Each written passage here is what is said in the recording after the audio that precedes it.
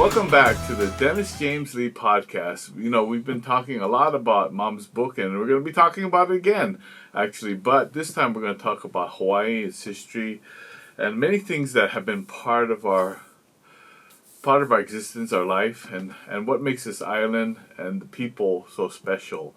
So, without further ado, we'd like to actually start and just say hello to my mother, Okhui, Hi. and Cynthia Ho, her friend. Hi. Oh, wonderful.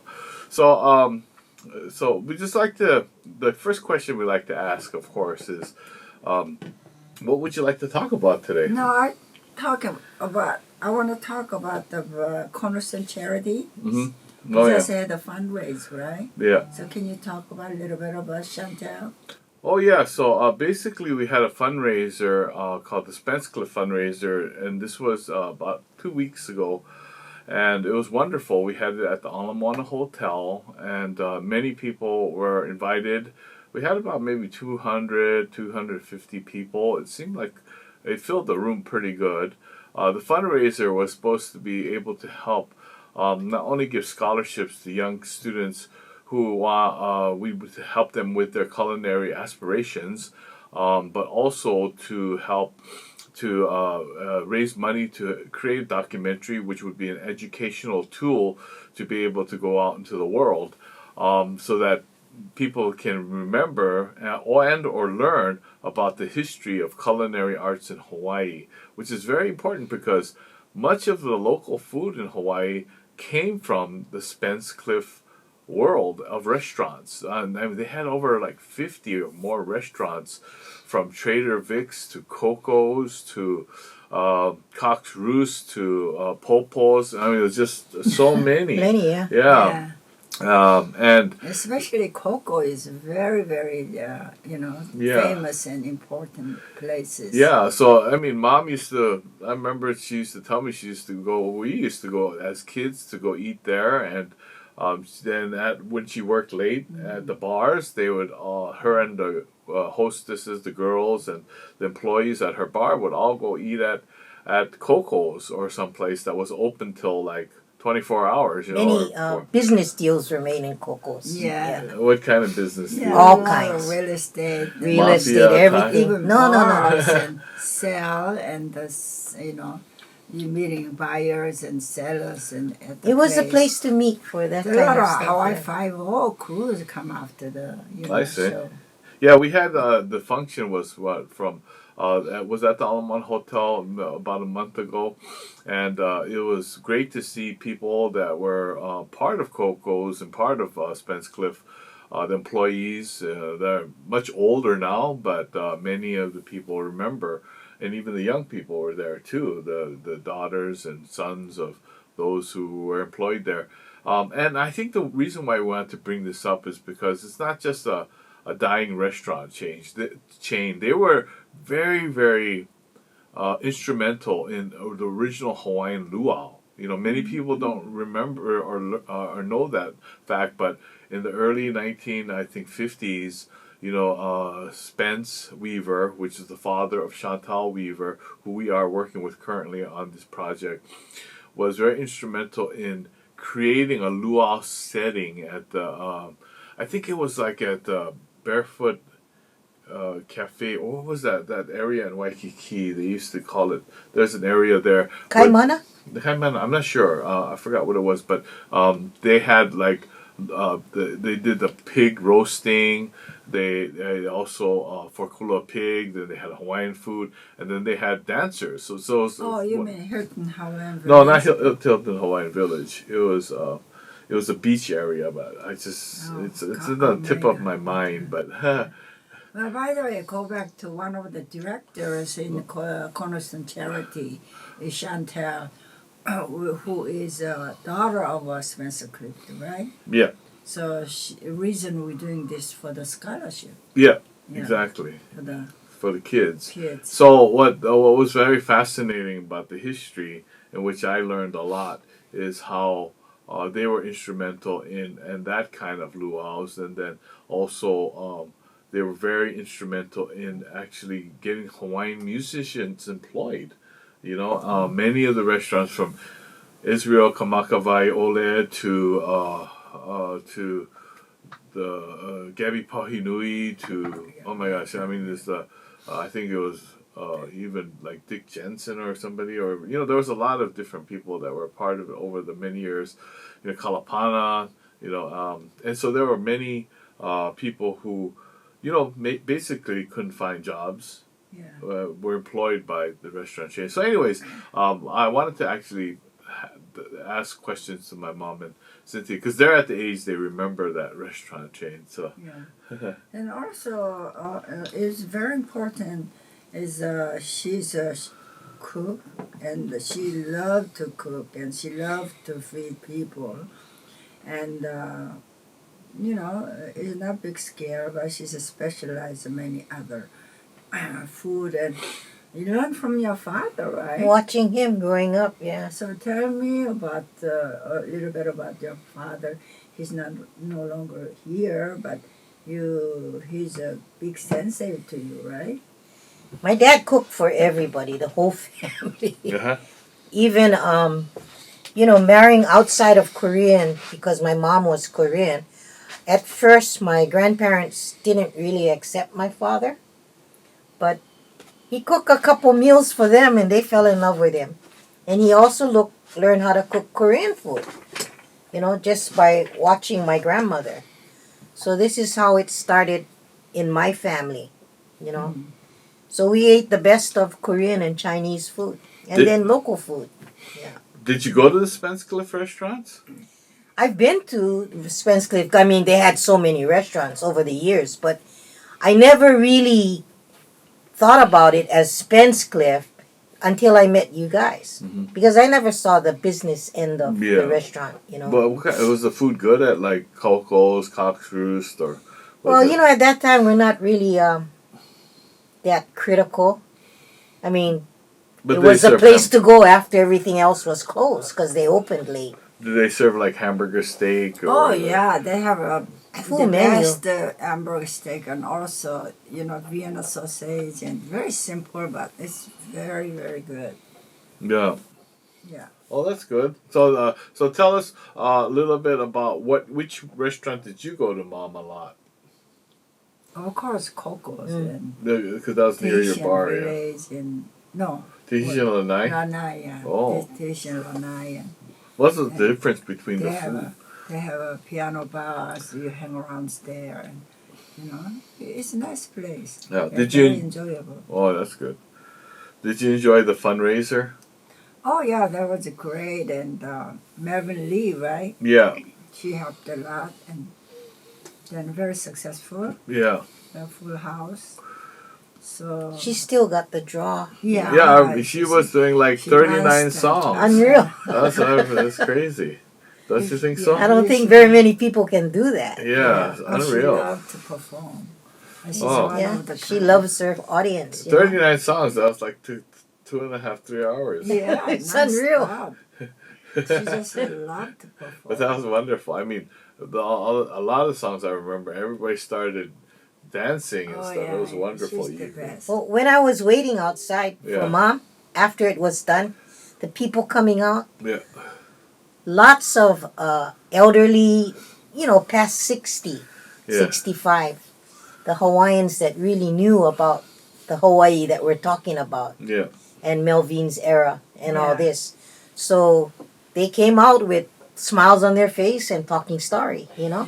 Oh, yeah. So they enjoyed it. I'm there waiting, so I'm just watching everything Yeah. come past. Yeah, You remember some of the people there?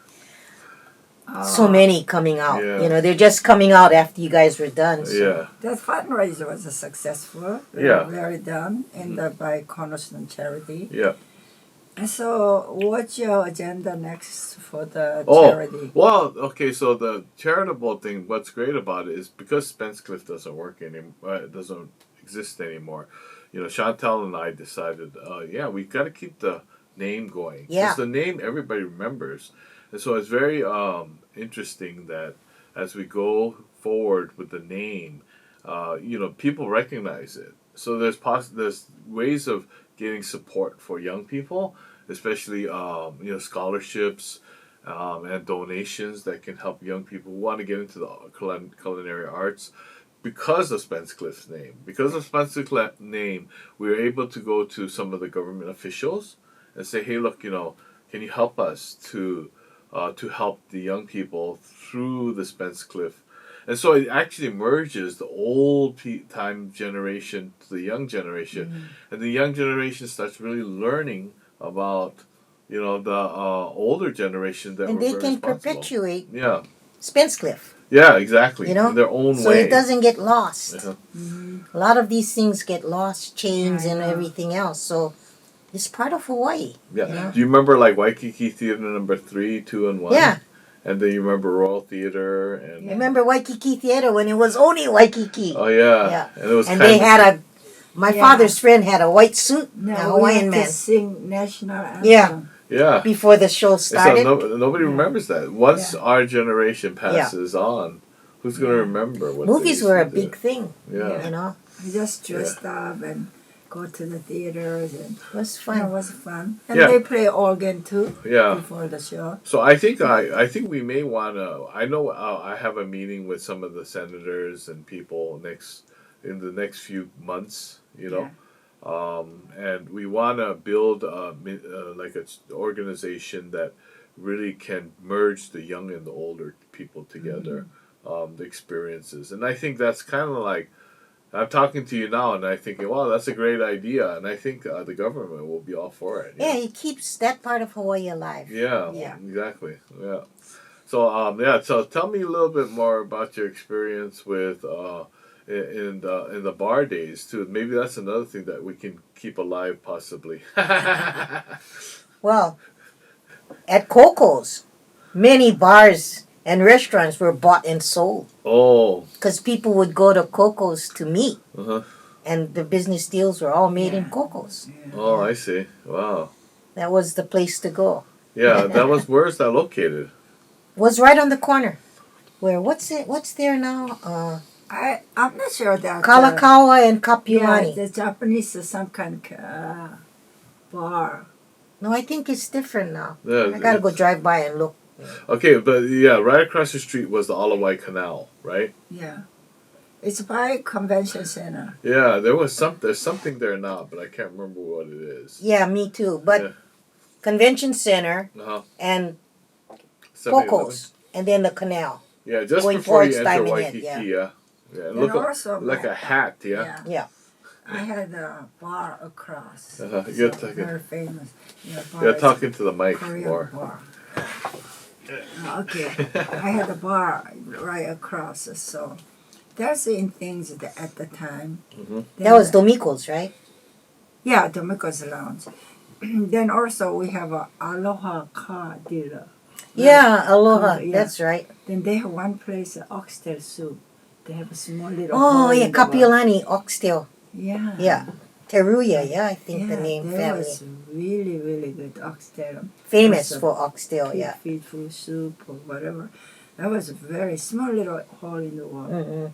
But they moved to other side. The next generation they took Yeah. over. Yeah. Then everybody started making oxtail and pig's feet soup too. So, Yeah. but they had the. They're the ones that made it famous, I think. I think Yeah. so. Yeah. We ate it at home, but to actually serve it in the restaurant. Who? yeah. Who made the oxtail soup? That was I don't know. I shouldn't say it because I don't know the actual history. We can look it up. But it was I thought Teruya, but I'm not No, sure. it's a Kapilani coffee. Yeah, but the family name that Oh, yeah, yeah. but I'm not sure. We But can look it up. oxtail soup came from somewhere else, though. Didn't it come from Asia?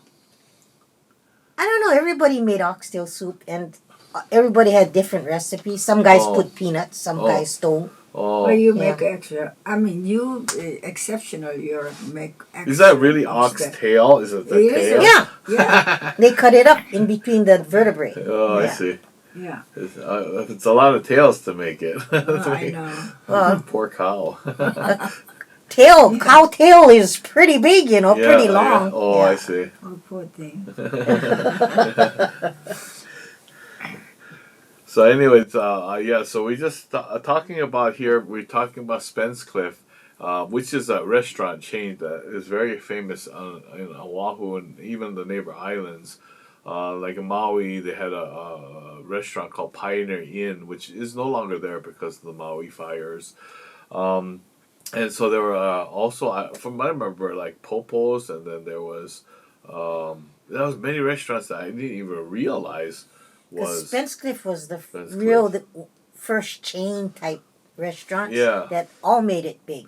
You yeah, know, yeah. Since I was working with Chantel, I learned a lot of the history. So Spence Weaver with his brother Cliff came over. Spence Cliff, right? So they came over oh, from New York City. Opened a hot dog stand. Can you really? And this is like the 1940s or something, and they started making money off that. But their investment at the time was $30,000 for the hot dog stand, which is huge money at that time. Probably like about $500,000 now, right?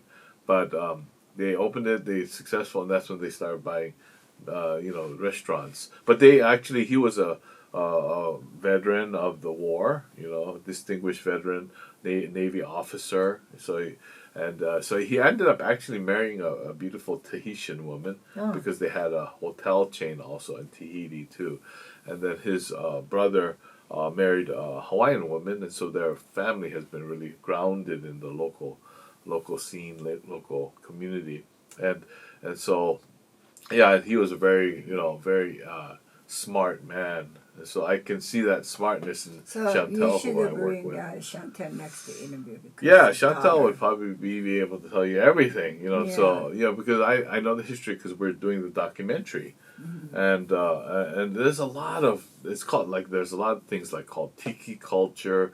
There's a lot of things that were borrowed from the South Sea Islands like Tahiti, Samoa, different parts of Polynesia, which became part of the Spence Cliff theme at that time, But okay, so let's just talk a little bit about food, actually. Yeah. Yeah, what's so special about Hawaii? They always in the world they always say Hawaii is the gathering place for food. Is that true? It's because we have so many different nationalities, racial, living in Hawaii. Mm-hmm. Each one of these generations from the beginning that came, the first immigrants that came, brought their recipes Yeah, and passed it down. No cookbooks in those days. yeah. Everything was you watch, you learn. Oh, really? By Yeah. like the Asian people or Anything. Oh, Then pinch of some salt. genius started Yeah. writing recipes and Yeah. made cookbooks. It made a lot of money. Yeah, well now everyone can look it up. Yeah, different recipes. But Yeah. in the old days, it was watch and learn. Yeah. Especially your daddy, huh? Yeah, my father was a good cook. So your daddy was a good cook and show me how he does things and how he started. I used to follow him around Chinatown. But he used to be a cook for some place. Small restaurant, chop suey house like that. Excuse me. And, cannot bring enough income to feed the family. So he became an accountant and went to work for Dole Corporation, Hawaiian Pine. Oh. Yeah. But all the gatherings, family gatherings, everything. At first, marrying outside of Korean, my mother's family kind of was a little bit not too sure about accepting him right away until he started cooking. Oh. Then he started cooking Korean food too. Oh. So that impressed them even more. We used to make meatjun on the big table. Yeah. I mean, eggs. My auntie worked at the egg factory. I mean, you never seen so much eggs in your life. And they lay down the whole green onions and that daikon thing. Yeah. And it was made into this huge omelet, jun. And then they chopped it up in squares and eat with gochujang. Yeah. Wow. So that's what I remember growing up. All my aunties, came to help me. Yeah. And mandu too. Mandu. Hand make mandu. Is Make it- even the pea. They roll out the pea. Wow. So mandu doesn't taste like it did back then. It doesn't? Does it It's taste better different. then? It was way better. Yeah. Really? Because they start from the scratch. Scratch. Yeah. Oh. Wow. So I Yeah. remember your father cooking and very, very delicious. To cook anything, yeah. Yeah, that's good. Okay, so now we're going to talk a little bit about, as we move on to food, the thing about this generation now, they have everything and anything. On YouTube, they can learn about food, they learn about experiences around the world. I mean, I can click on YouTube and I can watch a guy talking and eating about food that's in Laos or, in some place in Zimbabwe or something. It's very fascinating, the food that people eat. It makes you want to eat it. Yeah. So I think food is one thing that it makes people really, really happy in life. Everybody has to eat. Yeah. So I think, for the next generation, it's unfortunate, but like the world the way it is now, there might not be a lot of food in the near future. Well, in the old days, you cook what's around, what's available. Mm-hmm. But now, with technology, it's not like that anymore. Mm-hmm. Everything you can order online. Yeah. So it sort of takes the art of actually cooking. Yeah. It's a processed food, so it's not as tasty. And not as healthy. Yeah. And you use what's available. They use a lot of chemical for preserve. Well, for now, they put preservatives in everything, so it's too But what bad. about, like, for example, if there's a lack of food because of wars and famine and stuff, how do we, what is the solution to the problem nowadays because of climate change and everything? Food is a lot more expensive now, isn't it? You could get a big steak for, like, $5 before, remember? Everything, your rent, everything has gone up. Yeah. How to keep up. Remember you used to get the best everything cut? was cheap before. You could buy a house for $20,000. I went to Costco yesterday, and it was like $50 for like 3 steaks. But and that's cheap when you consider it, But it's not even great quality. Where's the good quality meat going? Well, you can pay for it. It's called Prime. Yeah, exactly. Yeah. But I think Big difference Hawaii's in getting price. gypped too. No. They get the junkiest. Everything is a shipping, so Yeah. it costs high. Yeah.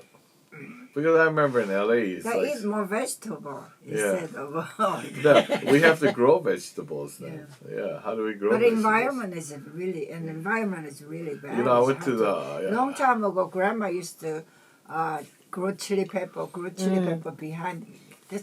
She brought the bags of chili pepper to the bar and was so honored. But right now it's hard to grow. You gotta spend more money to raise all the things. You gotta get all your soil in shape, everything. Yeah. Yeah, I remember the soil is the environment, and the environment is terrible now to grow anything. Yeah, I remember that. What happened was. Everything changed last about 30 years. 20 years. Yeah. Anyways, we'd like to actually. We only got a couple minutes actually. Can you believe 30 minutes went by so fast? Oh yeah. Yeah. You get used to it. Almost the 30 minutes went by. So we just like to thank everyone out there for joining us this week. She's a great cook. Yeah, she cooked from the heart. Yeah, that's true. And we're hoping to get. What you gonna cook for next time for us? I don't know what's ever available. You use what's there. Yeah. What's in season. Yes. Yeah, we're hoping that we can get Chantel next. Maybe we should have party, invite everybody. Yeah, and then we actually cook the food, and you can, Taste it, watch everybody eat, like we did with the kalbi. Remember? Yeah, I remember that was pretty good. Yeah. So we just wanted to thank everyone out there, and thank you for joining us on this wonderful podcast on this wonderful day. Yeah. So take care and have a wonderful week.